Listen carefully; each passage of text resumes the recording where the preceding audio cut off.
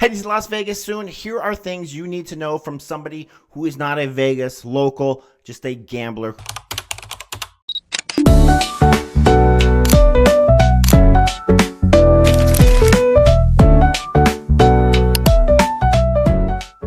All right, so you get to Vegas. You are tempted to play the slot machines when you get off the airplane. I know it's fun. I like it. But they're losers. So just try to avoid it because you're going to be on the Las Vegas Strip before you know it. So keep that as mind. That's my tip. And especially when you're at baggage claim. I've been there too much where I put extra money in the machines while I'm waiting for my luggage. And I'm like, Psh. But then what the interesting thing about it is then you're like, ooh, my Uber's like $6 more than I was expecting. But you just put $20 in a slot machine waiting for your luggage. So what are you doing? Speaking of Uber, here's the thing. Uber and Lyft is on the second floor, so you're at baggage claim on the first floor. So if you want to get to the Uber, you have to go up to the second floor, cross over the walkway into the parking garage. It's a great option, but I would keep this in mind. Like if the room or if the Uber rate is $25 or more, definitely if it's $25 or more and you're staying on the Las Vegas Strip, stay down on the first floor, go to a taxi because the taxis are now flat fee. So the flat fee between where you're staying might be between I think it's like $25 and $30. So you can go upstairs, wait for your Uber, pay $25, $30, $40, and it could be 10 minutes before your Uber driver shows up. Or you just get in the taxi line, get in a taxi, and go straight there. So that would be a recommendation for you is to do that. Now, where do you stay in Las Vegas? So there's a couple of things that you need to know. One, how much are you going to actually stay in your room? Be honest, right? Because you could stay at Bellagio or Wynn or Encore or a lot of these nice places and pay $450 a night on the weekend. You can do that. Would I do that? No. Now, here's why. I'm there to have fun. You're out late, and then you want to go back to a room that's nice, quiet, has the air conditioning that's working, and that's it. Are you going to go back to your room and sit in your room all night? Like, golly, I got this really nice room. And you're thinking to yourself, oh, I'm high roller. I'm staying at the Wynn. I'm staying at the Encore. There's nothing wrong with that. If you have the money and you want to do it, great. Me, I'd much rather save $300 a night, stay at the Link or Harrah's or Flamingo or something like that, and use that money to gamble or get a nice meal. Again, for me, it's a little bit different because I play at Caesars Properties, and my rooms are free. So, yeah, obviously I'm taking a free room any day. Wherever it's at, I'm taking a free room. Now, there's two places to keep in mind when you're staying on the Strip that I would just caution you, maybe a third, to maybe not stay at if it's your first time. So, number one, Circus Circus. I love Circus Circus. It has a special place in my heart for you. And if you're just an easygoing, I don't care, I just want a place to drop my bags and sleep, it can save you money. But keep in mind, you're going to have to walk a little bit to get to the real action of the Las Vegas Strip. The rooms are kind of beat down. The casino itself's fine. Lots of fun next door is fine, but it's not centrally located, which is not great. Now, the other one is Casino Royale. It is a Best Western. The rooms are fine. The Google reviews are fine. And that's it. If it's fine and it saves you money, okay. If that's what you want to do, do it. But again, it's not the nicest casino. It's fine. Again, fine. That's the key word there. It's fine. The other one is Excalibur. It's fun. It's unique. Not my favorite place to stay, but if it's super, super cheap and you want to do it, go for it. Now, I'd caution you against staying at, I would say, let's say, Mandalay Bay or on the other side, Fontainebleau. Both are very beautiful properties. There's nothing wrong with them. Very nice, a little pricey, especially Fontainebleau, crazy expensive for everything. I had an $18 bottle of water at Fontainebleau. Keep that in mind. But here's why I wouldn't stay at them. Even if they were free, I would not stay at Mandalay Bay or Fontainebleau in most cases, is because they're on both ends of the Strip. It's a long walk to get anywhere. So if it's your first time to Vegas, you want to be able to quickly jump in between things. So that's why I'd be like, if it's your first time in Vegas or you don't go very often, stay in the center corridor, which would be like Aria, Cosmopolitan, Bellagio, Caesar's Palace, and then Treasure Island, and the other side, like Venetian, Harrah's, Link, Flamingo, and maybe Horseshoe and Cromwell. Because the thing about that is, in Vegas blocks, it doesn't look very like it's a lot on a map, But to walk a block can take a long time. And if it's hot or you're not feeling totally comfortable, it's a lot. So stay Central Strip so you can go up and down, and do what you kind of want to do. And again, it kind of fits with, if you're playing at Caesars or an MGM property, if you gamble a decent amount, not even that much, you'll start to get really discounted rooms, even comp rooms. So try to stay with one property for the majority of your play. So I like to go play lots of different places, but when I actually sit down and I'm going to play like for a long time, because there's Caesars properties by me in my house, I just play at Caesars properties in Vegas when I'm actually going to play for a meaningful amount of time, because that means the next time I go to Las Vegas, my rooms are likely to be free. It's like I don't pay for rooms in Las Vegas, and I'm not a high roller. I mean, I do gamble, don't get me wrong, but you don't have to be a high roller to get free rooms. So just keep that in mind. But also in that mind, don't go to Vegas trying to chase these big monies and bet all this money to try to get free rooms next time you're going to come out. That doesn't make sense either, because again, you're going to lose money. So if you lose $1,000 trying to chase, diamond status at Caesars to save on free rooms, or the resort fees, who cares? You just lost $1,000 to save maybe $30 a night in resort fee, $50 a night in resort fee. But keep in mind, when you're staying at a hotel, resort fees can be between like $30 and $70 a night. And what do you get? You get local telephone calls. You can call local telephone calls. You can get some internet. I mean, you can get internet for free down on the casino floor, but if you want it in your room, guess what? It's included in your resort fee. I'm not going to go into the whole resort fee thing, but I think it's a little crazy everywhere, not just Las Vegas. But then when you go to Las Vegas, you just have to understand things are going to get expensive. Things are expensive from the moment you walk in. And keep in mind, too, that when you check into a lot of resorts, they might add an incidental charge to your credit card or debit card of several $100s. So if you went in and thinking, well, I'm going to keep most of my money on my debit card, I'm on a tight budget, you might go in and stay, and they might charge your debit card for $300 and put a hold on it. And you're like, oh, crap, I was really planning on using that $300. I know for a lot of people that doesn't really matter, but for some people, that's a big deal. That's your gambling budget, and now it's in a hold. And guess what? When you argue with them, they're not going to do anything about it. That's just what it is. So keep that in mind as well. Now, when it comes to food, there is a lot of great food on Las Vegas Strip. I've been to the $200 a person dinners, and they're great.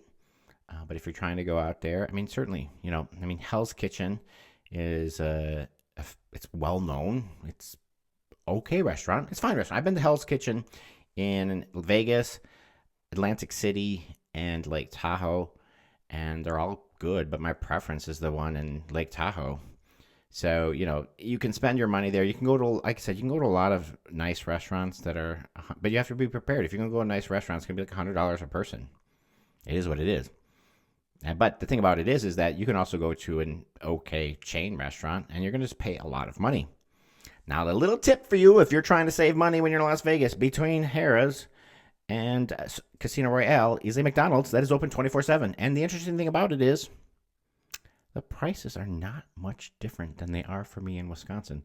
So my last trip there, I know I ate like breakfast at McDonald's to save money, right? Like the thing about the gambler's mindset is like I might lose like $500 or $1,000 in a day, but I'm going to save $10 on breakfast. I know it's weird, but that's who we are, right? That's what we do. Like, we don't like to pay for stuff like that.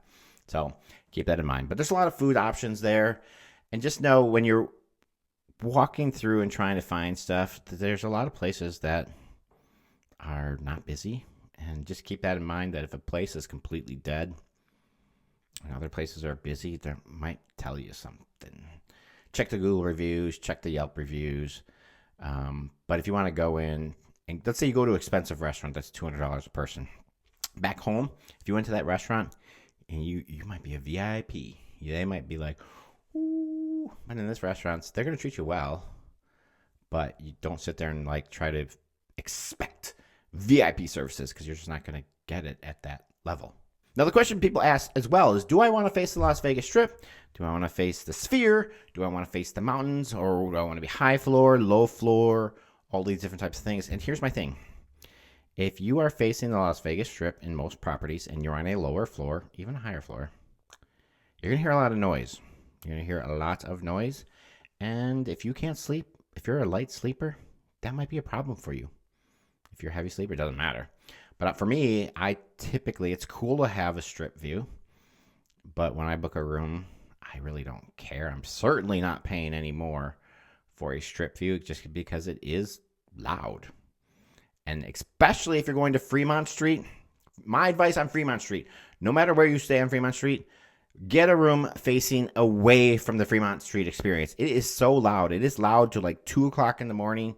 And I've stayed at some places, and I'm a deep sleeper and it doesn't really affect me. But like 2 o'clock in the morning, you're like, oh my gosh, this is too much. And, Fremont Street in general, for all of you people who are noise sensitive or don't like this loud noise, everything on Fremont Street is loud. Every casino is loud. The street is loud. Things are loud. If you like that hype vibe, that's the place for you because you're going to get a lot of loud noise. They're going to be wild and crazy. But for me, as I've gotten older, that doesn't appeal to me as much. That's the one thing is like I used to stay down on Fremont Street a lot. I like Fremont Street. I love Fremont Street. I go every trip. But each time I go, it's louder and louder and louder. I just don't enjoy that. Except for that, if you want to go a block off of Fremont Street, there is the Downtown Grand, which doesn't get a lot of love. Or a lot of people don't even know it exists, but I'd encourage you to check that out because it is a nice place. It's not the hugest casino, but they have good paybacks on machines generally for the video poker and such like that. Now, another tip when it comes to trying to save money or trying to get free drinks or trying to take advantage of your experience is, when you're playing at a slot machine, when a waitress comes along or a server comes along, you can get a free drink. Alcohol's free. Now, they might not give you the high top shelf type of drink, and the drink's probably going to be relatively small, but it's going to be free. And that's exciting if you're playing a slot machine. But keep in mind, and this is really, really important, these people are working. They're working very, very hard, and they're not making any money on that drink. They're giving you a free drink. Tip your servers. There are so many people. I talked with someone on my last trip. I said, how often do you get tips for every drink you get, right? And she's like, it's probably around 50% of the people will tip me on a free cocktail. I'm like, what? But just keep in mind, throw that server a $1 or $2 tip, and guess what? They're going to come around to you more often and offer you free drinks. So not only does it make you feel good, you give tips, because it's fun. I mean, they're giving you a service legitimately, and that drink doesn't cost you anything. But you give them a tip, guess what? They're going to come back and give you more free drinks. It's a really nice cycle if you're trying to save money. But if you don't want to give your server a tip, don't order a drink. I know that might take some heat for that. But that's how it works. You have to give them a tip. And I'm not one of the person that says you got to tip everybody this and that, but you tip a bartender, you tip these things. They're kind of running around the casino in the smoke, and they give you a drink. Throw them a buck. It means a lot to them. Another tip, though, to try to save money. It's like, so this bottle of water here, if you go to some casinos, that might be like $15. $15. Or this bottle of soda might be $8. Okay? It's crazy. Crazy. But there are CVS's and Walgreens all along the Las Vegas Strip. So what I do when I go there is I hit up Walgreens and I get a 6-pack or a 12-pack or a 24-pack of water for like $5-6. Bring it up to my room, throw some in the refrigerator. And it's important. It's important for two reasons. Number one, you can save a lot of money on water. But number two, you're in the desert in Las Vegas. And even if it doesn't feel like it's super, super hot, you need to drink a lot of water. So for me, I don't typically drink enough water, especially when I'm in Las Vegas. But when you have it in your room, grab it every time you leave. It'll save you a lot of money. And then you'll actually be able to survive in Vegas. You drink a lot of water. That's a super important tip. Another thing to keep in mind as well is that there's going to be a lot of people on the Las Vegas Strip. They're going to offer to take a picture with you. It might be Captain America. It might be scantily clad women or Elmo, for goodness sakes. It could be, or Pikachu, whatever it might be. They're not there just because the Las Vegas Strip pays them to be entertainers. They're there and they expect a tip. And sometimes they can be a little aggressive about it. So if you have interest in taking a picture with, let's say, scantily clad women, cool. But they're going to probably want $20. I think $20 would be fine with them. But if you give them a $1 or $2, they might give you a hard time. I'm not debating whether that's right or not, but that's just the reality of it. That is just the reality. They're going to expect a tip. You can get a great, and not the tip you're thinking. I just thought a cash tip, not the other kind of tip. Don't get me in trouble on this. Don't do that. But that's an important thing to know. Vegas can be super fun. It can be super overwhelming. I would not recommend getting a rental car. I'm just going to be honest with you. I've done it before. It's a pain to park, and now they have paid parking. And it just take the Uber and Lyft and things like that. But in a future video, I am going to tell you about the shows and some of my favorite restaurants and all these types of things. But I would love it if you comment before. What do you want to know about Las Vegas from somebody who's not a Vegas local? And I'm saying it's a little bit different because I go to Vegas and I like Vegas. I used to like it more. I'm just saying I used to like it more. I still like going, but there's things that I don't enjoy as much. But let me know in the video. I mean, I want you to go and have a good time. I feel like if you've never been to Vegas or you've only been to Vegas a couple of times, go. I've been like 30 times. Do I need to go back as much? No, not so much, but I like it. But please subscribe, comment below, tell me what you want to hear in a video, and I'd be happy to tell. I'm going to do some resort rooms. I've stayed in a lot of different places and just give you the honest, everyday gambler take on Las Vegas and Fremont Street.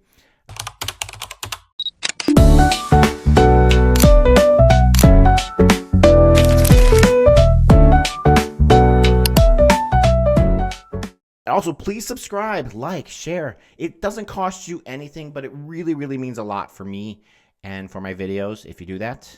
But I appreciate you all being here, and I look forward to seeing you in the next video. Talk to you later. Bye.